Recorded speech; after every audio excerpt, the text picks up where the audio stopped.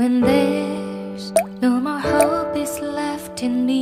Hey guys, welcome to my channel. कैसे हैं आप लोग? आई होप आप लोग अच्छे होंगे। तो आज जो मेरी वीडियो रहने वाली है वो थोड़ी एक्ने पिंपल्स के ऊपर रहने वाली है। अगर आप इस टॉपिक से इंटरेस्टेड हैं तो प्लीज़ मेरे वीडियो को पूरा देखिएगा लास्ट तक। आज जो मैं जिस ट्यूब के बारे में बात करने वाली हूँ वो है एडाप्टिन जेल 0.1% एंड बेंजोल पेरोक्साइड। तो चलिए मैं बताऊंगी आज आपको कि किस तरीके से यूज़ करना चाहिए इसको, इसके साइड इफ़ेक्ट्स क्या हैं और इसको किस एज वाले लगा सकते हैं, किस एज वाले नहीं लगा सकते हैं। तो बिना टाइम वेस्ट के वीडियो को स्टार्ट करते हैं। अडेप्लिन जो है वो एक तरीके का रेटिनॉइड है और ट्रेटिनॉइड भी एक रेटिनॉइड है।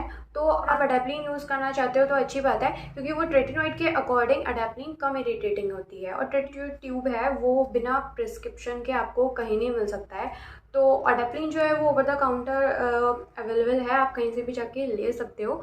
अच्छा, बात करते हैं अडेप्लिन मतलब किस लिए वर्क करती है, हमारे स्किन के लिए कैसे ट्रीट करती है। तो मैं आपको बता दूं, एडाप्लिन जो हमारे एक्ने होते हैं, पिंपल्स और रेड वाले और पस वाले, अगर आपके ज़्यादा हैं तो आप प्लीज़ किसी अच्छे डॉक्टर को दिखाइए और फिर इनसे सजेशन लेके लीजिए। लेकिन जिनकी छोटी छोटी जो पिंपल्स होते हैं या स्पॉट होते हैं, तो एडाप्लिन क्या करता है, वो स्पॉट भी कम करने में हेल्प करता है और हमारे पिंपल को भी कम करने में हेल्प। चाहे एडाप्लिन ले लीजिए चाहे ट्रेटिनॉइड ले लीजिए, लेकिन इन दोनों का जो प्रोसेस है वो काफ़ी लॉन्ग टर्म प्रोसेस है। तो आपको काफ़ी लंबे टाइम तक इसको यूज़ करना पड़ेगा। तो आप 1-2 साल तो यूज़ करना ही पड़ेगा। और अगर आप सोचो कि मैं 1 हफ्ते बाद 2 हफ्ते बाद लेकर इसको ख़त्म कर दूँ, तो ऐसा कुछ नहीं होने वाला। और तो आपके ना ही एक्ने ठीक होने वाले हैं और ज़्यादा हालत बिगड़ सकती है। तो इससे बेहतर है कि आप पहले इसके बारे में पूरी जानकारी लें और उसके बाद ख़रीदें और फिर अप्लाई करें। तो मैं आपको बता दूं कि जो एडाप्लिन जो है, जो हमारी ऊपरी जो लेयर होती है स्किन की, वो उसको जो हमारे सेल्स होते हैं उनको न्यू सेल्स में कन्वर्ट करने में हेल्प करता है। और हाँ, और इसके जो साइड इफ़ेक्ट्स हैं ना, वो रेडनेस, इचिंग और इरिटेशन आपको हो सकती है हल्की, और स्किन आपकी ड्राई भी हो सकती है।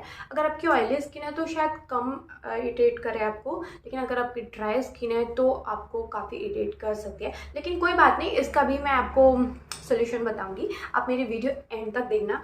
ओके, तो एडाप्लिन जो है अगर आप यूज़ कर रहे हो, है ना, तो ध्यान में रखना कुछ बातें हैं कि अगर जब भी आप यूज़ करो ना, तो एडाप्लिन का जो जिस तरीके से वर्क करती है मैं आपको बता दूं। आप लगाओगे 1 हफ्ते तक, 2 हफ्ते तक, 2 हफ्ते तक आपकी स्किन पे पर्जिंग हो सकती है। पर्जिंग का मतलब होता है कि आपकी जो अंदर जो पिंपल्स हैं, छोटे छोटे जो धब्बे हैं, वो बाहर हमें नहीं शो हो रहे हैं, लेकिन हमारी स्किन के अंदर है, जो कुछ टाइम बाद आने वाले हैं, शायद 2 दिन बाद, 3 दिन बाद या 1 हफ्ते बाद आने वाले हैं। तो उनको वो एक तरीके से बाहर निकालता है और फिर वो बड़े हो जाते हैं और फिर वो सूख जाते हैं और फिर वो एकदम टूट के गिर जाते हैं या सूख जाते हैं, जैसे भी होता है फिलहाल।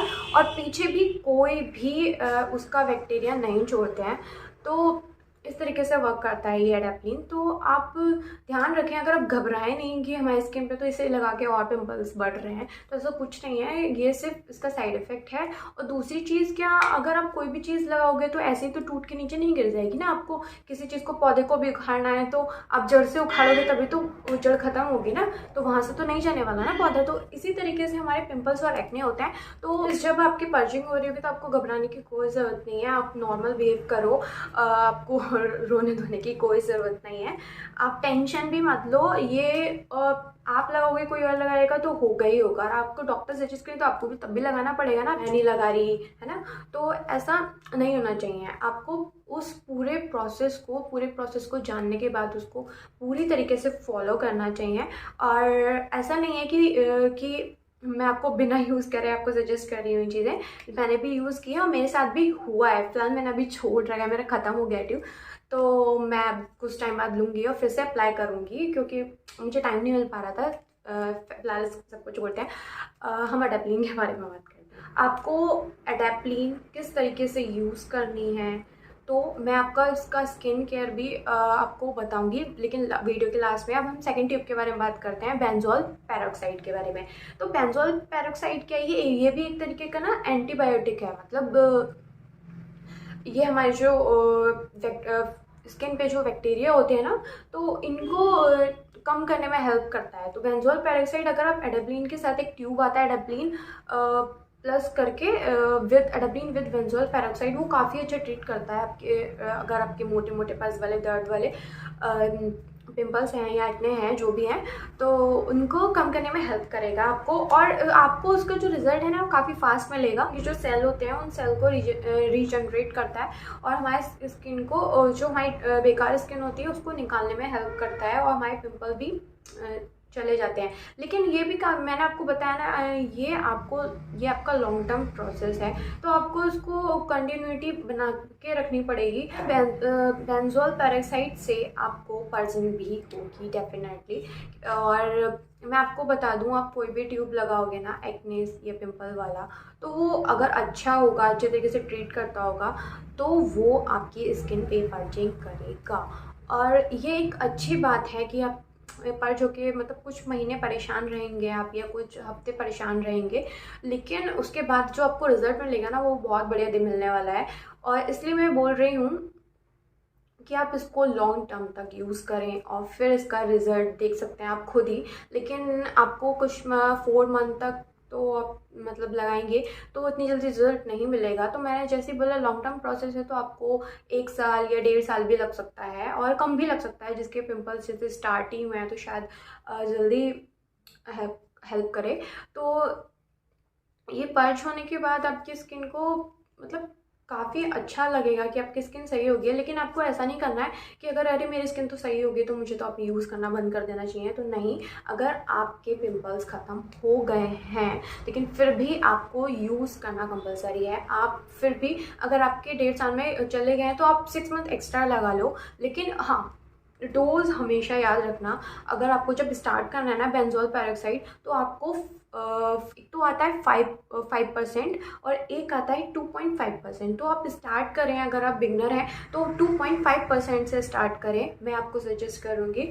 तो उससे क्या होगा, वो कम इरिटेट होगा। और आप पहली बार कोई चीज़ लगाओगे तो ज़्यादा डोज की लगाओगे तो वो ज़्यादा इरिटेट करे, तो वो अच्छी बात नहीं है ना आपकी स्किन के लिए। इसलिए मैं आपको सजेस्ट करूँगी कि आप 2.5% ही यूज़ करें। अब बात करते हैं एज की, तो किस एज के लोग इसको यूज़ कर सकते हैं। तो अगर आप 12 साल से नीचे हो तो प्लीज़ इसको यूज़ मत करना। अगर आपको यूज़ ही करना है तो प्लीज़ एक अच्छे डॉक्टर से एडवाइस लेकर आपको इसको यूज़ करना चाहिए।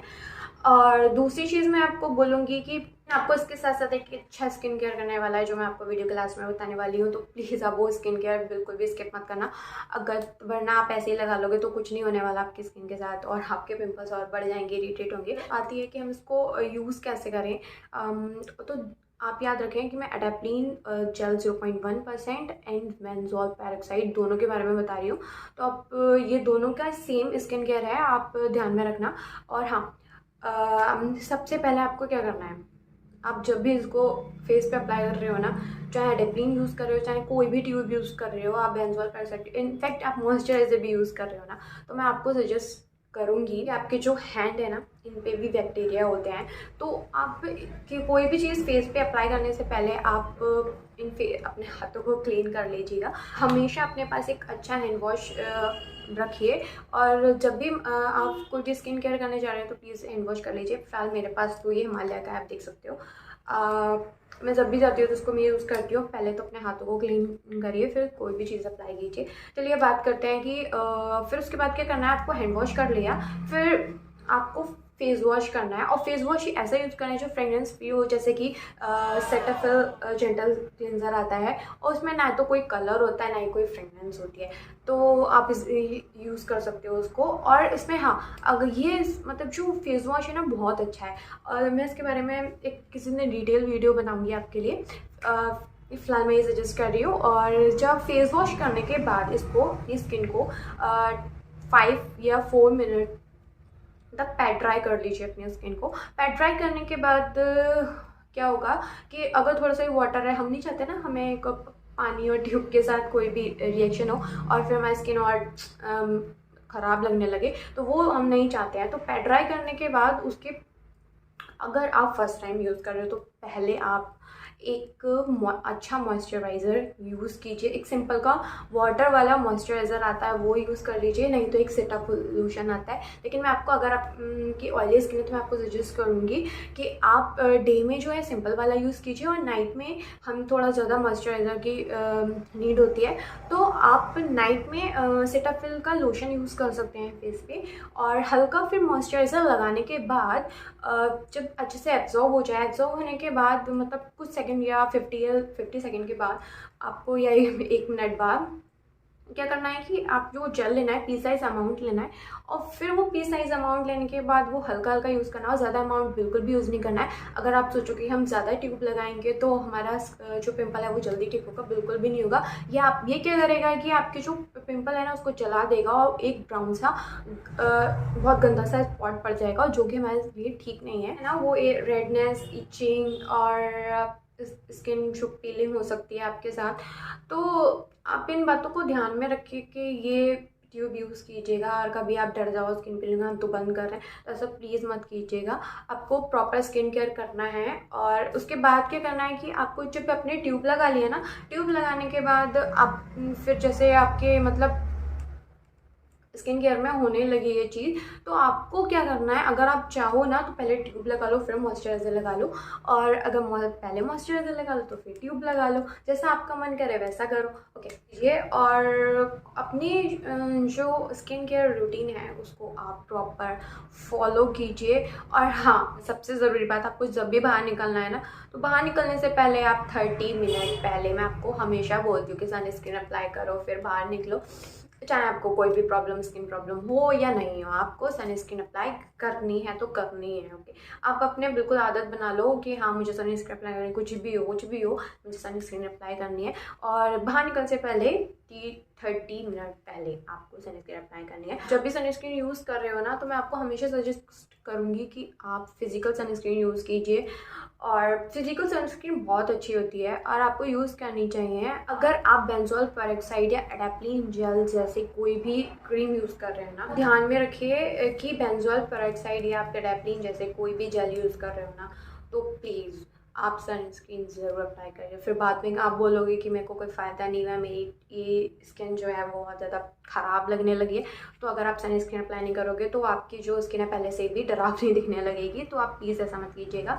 और सनस्क्रीन ज़रूर अप्लाई करें। मैं अपने हर वीडियो में बोलती हूँ कि सनस्क्रीन ज़रूर अप्लाई करें। बेंजोल पेरोक्साइड 3 फॉर्म में आता है, तो क्रीम फॉर्म में आता है, जेल फॉर्म में आता है, फेस वॉश फॉर्म में आता है। तो मैं आपको सजेस्ट करूँगी कि आप जेल फॉर्म का जो आता है वो यूज़ करें, क्योंकि वो बेस्ट होता है। कोई क्रीम में ज़्यादा आपको मतलब इतना फ़ायदा नहीं दिखेगा।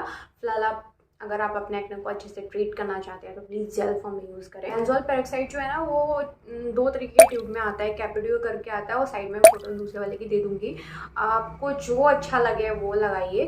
फिलहाल मुझे जो सूट करा था वो एपिडियो करा था, मैं आपको सजेस्ट करूँगी आप भी वही यूज़ करें। बेंजोल पेरोक्साइड के बारे में मैं आपको एक चीज़ सजेस्ट करूँगी कि जो बेंजोल पेरोक्साइड ट्यूब होता है तो इसमें ना थोड़ा एक ब्लीचिंग प्रॉपर्टी है, तो वो अगर आपके आईब्रोज पे लग गया या माई स्किन के जो भी हेयर पे लगेगा ऑफ कोर्स, तो वो आपके उस हेयर को ना हल्का सा ब्राउन कर देगा। मैं आपको सजेस्ट करूँगी कि आप जब भी बेंजोल पेरोक्साइड यूज़ करें तो कम क्वांटिटी में यूज़ करें। इससे क्या होगा कि आप कम यूज़ करोगे तो कम इरिटेट करेगा, है ना। और दूसरी चीज़ कि हमारे कपड़ों पे नहीं लगेगी, तो वहाँ पे उसमें ब्लीचिंग प्रॉपर्टी है, मैंने आपको बताया, तो वो आपके कपड़ों को ख़राब कर सकती है। आपके कपड़े ख़राब भी नहीं होंगे, आप भी सेफ होंगे, आपकी स्किन भी सेफ होगी।